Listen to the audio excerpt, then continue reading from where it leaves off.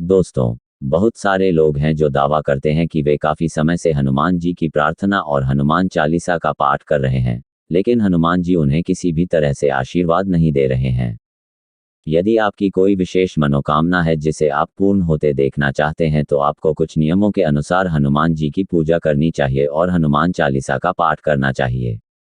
आइए जानें कि हनुमान जी की पूजा करने और चालीसा का पाठ करने से कौन सी विधि करने से आपकी सभी मनोकामनाएं पूरी होती हैं।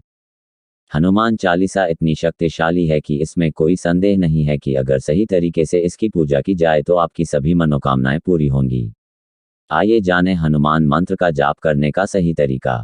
पहला नियम कहता है कि आप किसी भी मंगलवार या शनिवार को इस नियम को करने के लिए स्वतंत्र हैं। उपचार शुरू करने से पहले कुछ आवश्यक विवरण हैं जिन्हें ध्यान में रखना आवश्यक है। इस तथ्य के कारण कि समय निर्धारित होना चाहिए। कोई फर्क नहीं पड़ता कि आप जब चाहें नाश्ता कर सकते हैं। हनुमान जी की पूजा और उनके मंत्र का जाप एक ही समय पर करना चाहिए। आपको प्रातः स्नान आदि कर्म करने के बाद प्रातः सूर्योदय के 1 या 2 घंटे के भीतर श्लोकों का पाठ करना चाहिए। और अगर आप शाम को इस पर काम करना चाहते हैं तो आपको शाम 7 बजे से पहले असाइनमेंट पूरा कर लेना चाहिए। हालांकि ध्यान रखें कि समय पूरे समय एक जैसा बना रहे। यदि आप शाम को 7 बजे पूजा के लिए बैठते हैं तो आपको उसी समय हनुमान चालीसा का पाठ करना चाहिए। आज सुबह 7 बजे हनुमान चालीसा का पाठ करना और फिर कल 8 बजे पूजा के लिए बैठना और उसके बाद अगले दिन सुबह 6 बजे पूजा के लिए बैठना आपके लिए उचित नहीं है। यदि आप केवल 11 दिनों तक इस विधि से हनुमान चालीसा का पाठ करते हैं तो आपकी सभी मनोकामनाएं पूरी होंगी। आपकी हर एक चुनौती समाप्त हो जाएगी। दूसरा नियम यह है कि आपको हर समय एक जैसा आसन बनाए रखना चाहिए। मसलन, अगर आप हनुमान चालीसा का पाठ करने से पहले कोई कपड़ा या आसन बिछाकर बैठ जाते हैं तो आप गलत तरीके से कर रहे हैं। और ऐसा नहीं है कि पूजा करते समय आपके परिवार के अन्य सदस्यों को एक ही आसन पर बैठना पड़े, भले ही आप पूजा करने के लिए किसी भी स्थान का चुनाव करें। हनुमान चालीसा का पाठ करने के लिए केवल एक आसन उपलब्ध होना ही उचित है। नियम 3 में कहा गया है कि हनुमान जी की पूजा में प्रयुक्त होने वाला आसन लाल रंग का होना चाहिए। नियम 4 में कहा गया है कि हनुमान जी की पूजा और चालीसा पाठ दोनों के लिए एक ही स्थान का उपयोग किया जाना चाहिए। प्रतिदिन एक ही स्थान पर बैठकर हनुमान चालीसा और हनुमान जी की पूजा का पाठ करना चाहिए। नियम 5 में कहा गया है कि यदि आप हनुमान जी की पूजा करते हैं और लाल रंग के वस्त्र पहनकर चालीसा का पाठ करते हैं तो आपको उच्चतम स्तर की सफलता प्राप्त होगी। नियम 6, जब तक आप आधिकारिक तौर पर यह संकल्प नहीं लेते तब तक किसी भी प्रकार के मांस, मछली या शराब का सेवन न करें। यदि आप इन नियमों का पालन करते हुए 11 दिनों तक हनुमान जी की पूजा करते हैं और चालीसा का पाठ करते हैं तो ये गारंटी है कि आपकी हर मनोकामना पूरी होगी। किसी वाहन पर बैठने से पहले पढ़े ये चौपाई कभी नहीं होगा। एक्सीडेंट जगत गुरु श्री रामभद्राचार्य जी। सामग्री की सूची की तालिका। आप हनुमान चालीसा का पाठ कैसे करते हैं और हनुमान जी की पूजा कैसे करते हैं। 1. इसे करने के लिए अपने सामने हनुमान जी की मूर्ति या उनकी तस्वीर लगानी चाहिए, जिनकी उपस्थिति में आप घुटने टेककर या कुर्सी पर बैठकर पूजा करेंगे।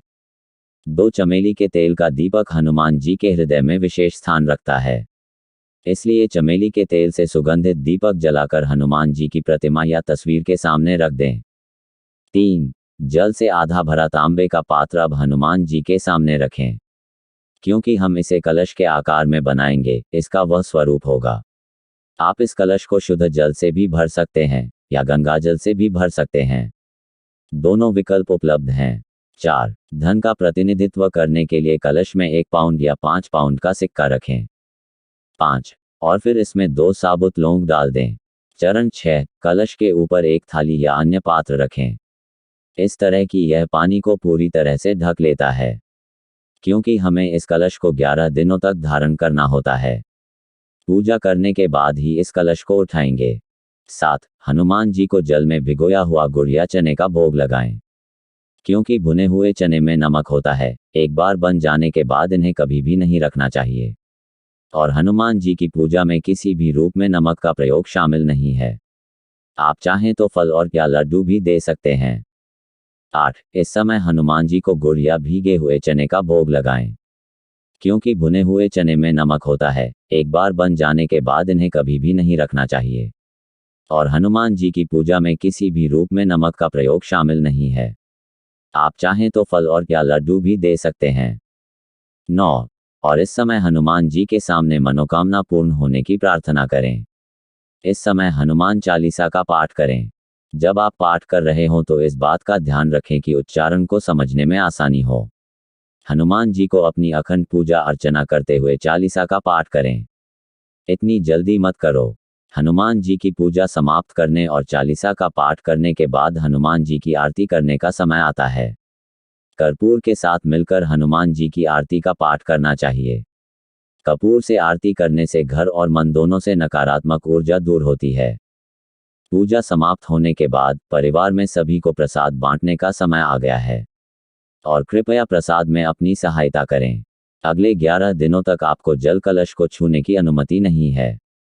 11 दिन के बाद जब आपकी पूजा पूरी हो जाएगी, सुबह या शाम जिस समय आपने संकल्प लिया हो, उसी समय पूजा पूरी होने के बाद आप उस कलश से जल उठाएंगे और यह अति पवित्र जल आप चाहें तो किसी भी डिब्बे में रख सकते हैं। अपने दिन के महत्वपूर्ण काम पर जाने से पहले इस पानी का थोड़ा सा पीने के बाद आपको पता होना चाहिए कि आप अधिक उत्पादक हैं और काम करने में कम परेशानी होती है। और जो लंबाई कलश में रखी हो उसको आपके पारस में रख लेना, तब तेरा सब परिश्रम सफल होगा।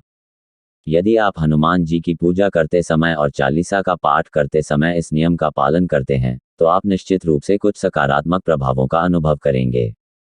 निस्संदेह हनुमान जी की कृपा प्राप्त होगी। अगर आप खुद को 11 दिन देते हैं तो आप अपनी सबसे बड़ी इच्छा को पूरा नहीं कर पाएंगे, लेकिन आप यह जरूर पता लगा लेंगे कि कैसे। बस अपना धैर्य बनाए रखें और सुनिश्चित करें कि हनुमान जी हर समय आपकी रक्षा कर रहे हैं। उसके अधिकार में विश्वास रखें और अपनी भक्ति पर विश्वास रखें। क्या महिलाओं को हनुमान जी की पूजा करने की अनुमति है? इस प्रकार हनुमान जी की पूजा महिलाएं भी कर सकती हैं। हालांकि ये याद रखना महत्वपूर्ण है कि महिलाओं को हनुमान जी को नहीं छूना चाहिए। पुरुषों को हनुमान जी की प्रतिमा का स्पर्श कराकर तिलक लगाया जा सकता है, लेकिन महिलाओं को पौधे लगाने की अनुमति नहीं है। इस दौरान हनुमान जी की पूजा से बचना चाहिए। हनुमान जी के माथे पर सिंदूर का तिलक लगाना महिलाओं के लिए उचित नहीं है। महिला उपासक हनुमान जी के चरणों में सिंदूर चढ़ा सकती हैं। अपनी मनोकामना पूर्ण करने के लिए इस नियम के अनुसार हनुमान जी की पूजा और हनुमान चालीसा का पाठ अवश्य करें और बाद में अपने अनुभव हमें बताना न भूलें। लेकिन आप हनुमान जी को अपना भाई मानकर उनकी सेवा कर सकती है।